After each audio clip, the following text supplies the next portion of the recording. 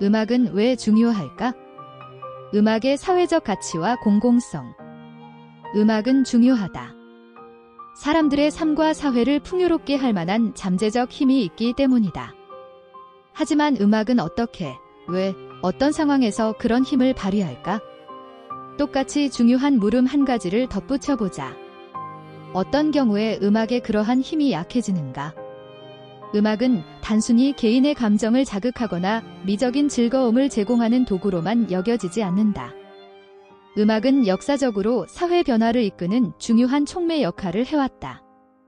예컨대 미국의 시민권 운동에서 가스펠과 블루스 음악은 공동체를 하나로 묶는 연대의 상징으로 자리 잡았다.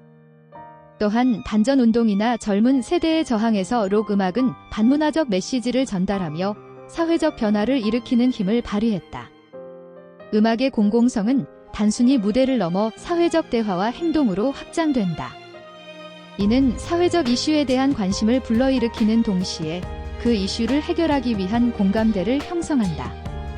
그러나 음악이 이러한 기능을 온전히 발휘하지 못할 때도 있다. 특정 장르의 음악이 상업화되거나 엘리트화되면 원래 지녔던 사회적 가치는 퇴색될 위험이 있다. 또한 권력과 자본에 의해 음악의 본질이 왜곡될 때 그 힘은 약화되거나 제한된다. 감정의 매개체로서의 음악. 모든 종류의 대중문화는 우리 자신과 타인의 감정적 삶에 대해 풍부한 성찰을 하게 해준다. 음악은 감정과 인간 경험을 탐구하는데 가장 효과적인 매체 중 하나로 꼽힌다. 슬픈 선율의 클래식 음악은 우리의 마음을 정화시키는 카타르시스를 제공하며 신나는 리듬의 대중음악은 스트레스 해소와 함께 신체적 활력을 불러일으킨다. 이처럼 음악은 감정을 불러일으키고 표현하는데 탁월한 매체로 작용한다. 음악을 통한 감정의 매개는 개인적 경험을 타인과 공유하게 만든다. 예를 들어 대규모 공연장에서 수천 명의 청중이 하나의 곡에 반응하며 동일한 정서를 느낄 때 개인적 경험은 곧 집단적 경험으로 확장된다. 이는 개인이 가진 외로움과 고립감을 해소하고 타인과 연결되는 강렬한 순간을 제공한다. 더 나아가 음악은 감정을 단순히 표현하는 것을 넘어 그것을 변화시키고 재구성하는 역할도 한다. 예컨대 PTSD, 배상 후 스트레스 장애를 앓는 환자들은 음악 치료를 통해 자신의 고통스러운 경험을 다르게 인식할 수 있다. 이러한 과정을 통해 음악은 개인의 심리적 회복을 돕고 나아가 감정을 조절하는 방법을 제시한다. 음악과 계급, 문화자본의 역할. 부르디웨는 취향이 특정 사회계급과 관련된 특정 성향과 어떻게 연결되어 있는지, 그리고 그들의 문화적 관행에서 지배계급이 사실상 그들의 우월성을 유지하고 활용하는 데 사용할 수 있는 문화자본을 어떻게 축적했는지 보여주었다. 노동계급의 문화적 관습은 경멸당하고 무시당했으며 오해받았다. 음악은 단순히 취향의 문제가 아니라 계급과 권력의 맥락에서 이해되어야 한다. 부르디웨의 문화자본 개념은 음악 취향이 개인의 사회적 지위를 강화하거나 드러내는 도구로 사용됨을 시사한다. 고급 클래식 음악은 종종 상류층의 정체성을 상징하며 특정 장르의 대중음악은 노동계급의 문화적 표현으로 여겨진다. 이러한 구분은 음악적 선호가 계층적 위계질서를 강화하는 데 기여할 수 있음을 보여준다. 그러나 이러한 위계질서는 단순히 지배계급의 우월성을 반영하는 데 그치지 않는다. 대중음악은 때때로 억압받는 계급의 목소리를 대변하며 사회적 불평등에 대한 저항의 상징이 되기도 한다. 예컨대 힙합은 도시 하층민의 현실과 분노를 표현하며 블루스는 미국 흑인의 억압된 역사를 대변한다. 하지만 이런 대중음악조차 상업화의 압력 아래 자주 왜곡되고 본래의 메시지가 희석되기도 한다. 결국 음악은 계급 간의 갈등을 드러내면서도 동시에 그 갈등을 초월하여 새로운 연결의 가능성을 모색한다.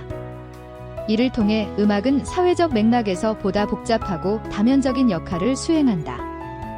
음악 장르와 사회적 담론. 록 문화의 지지자들이 록 이외의 장르에 대해서 진정성이 결여되었다는 이유로 거부한 것에 반대하여 나는 많은, 전부는 아닐지라도 전후 대중음악이 성, 로맨스, 친밀성의 문제들에 대한 풍부한 해석을 제공했다는 점, 그리고 이러한 해석에는 노랫말을 통해서만이 아니라 음악적 사운드를 통한 감정과 느낌의 표현이 포함된다는 점을 밝혀볼 것이다. 음악 장르는 특정 시대와 사회적 이슈를 반영하며 그에 대한 담론을 형성한다. 록은 젊은 세대의 저항과 자유를 상징하며 1960년대 반전 운동의 중심에 섰다. 반면 팝은 대중성을 바탕으로 한 접근성 덕분에 보다 넓은 청중층에게 다가간다. 이러한 차이에도 불구하고 두 장르 모두 사회적 가치와 개인적 경험을 연결하는 중요한 매개체로 작용한다. 그러나 이러한 장르 간 구분은 종종 편견을 동반한다. 록은 종종 진정성과 저항의 상징으로 여겨지는 반면 팝은 상업적이고 피상적인 것으로 간주된다. 이러한 고정관념은 음악의 복합적인 본질을 간과하게 만든다.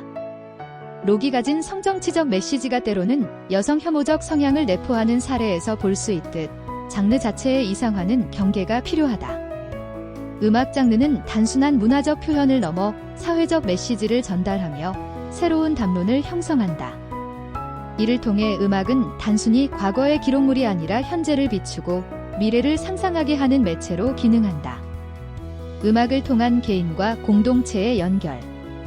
진정으로 즐겁거나 흥미롭다고 생각하는 일을 할 때, 호기심이나 열정을 불러일으키는 일, 또는 열중하게 되는 일을 할 때, 또는 정말 사랑하고, 욕망하고, 좋아하는 사람들과 함께 있을 때, 자기 자신에 대한 감각이 달라진다는 것을 알 수 있다.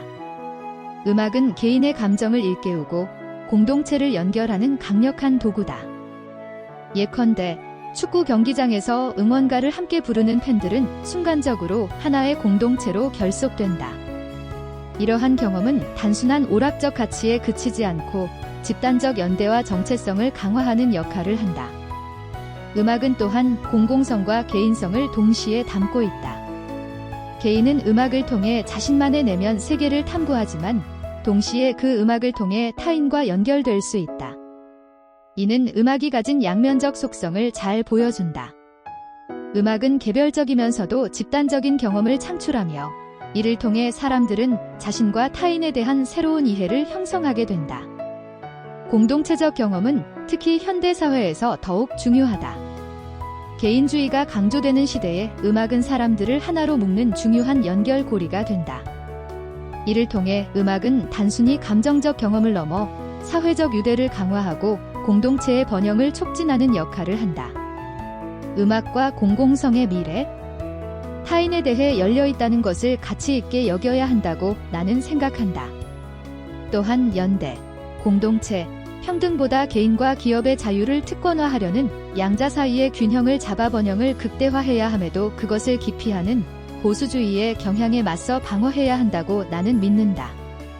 음악은 개인과 공동체의 경계를 허물고 새로운 형태의 공공성을 만들어낸다. 함께 노래하고 춤추는 순간들은 사람들 간의 신뢰와 소속감을 형성하며 이를 통해 더 나은 사회를 향한 길을 모색하게 만든다. 음악의 공공성은 또한 사회적 약자나 소외된 집단의 목소리를 대변하는 데 기여할 수 있다. 블루스와 힙합이 사회적 억압에 대한 저항의 상징으로 사용된 사례는 이를 잘 보여준다. 그러나 음악의 상업화와 자본주의적 구조는 이러한 공공성을 훼손할 위험을 내포하고 있다. 음악은 사회적 갈등을 조정하고 공존의 가능성을 탐구하는 데 중요한 도구다. 이를 위해 음악은 더 많은 사람들에게 접근 가능해야 하며 상업적 가치보다 그 본질적 가치를 우선시하는 태도가 필요하다. 음악이 가진 힘은 단순한 오락을 넘어 인간성과 사회적 연대를 강화하는 데 있다. 핵심 메시지. 음악은 감정을 매개하고 공동체를 연결하며 사회적 공공성을 강화하는 강력한 도구다. 계급, 장르, 권력 구조 속에서 음악은 긍정적이고 부정적인 역할을 동시에 수행한다. 음악의 본질적 가치를 이해하고 이를 저해하는 요인에 비판적으로 대응할 필요가 있다. 추천.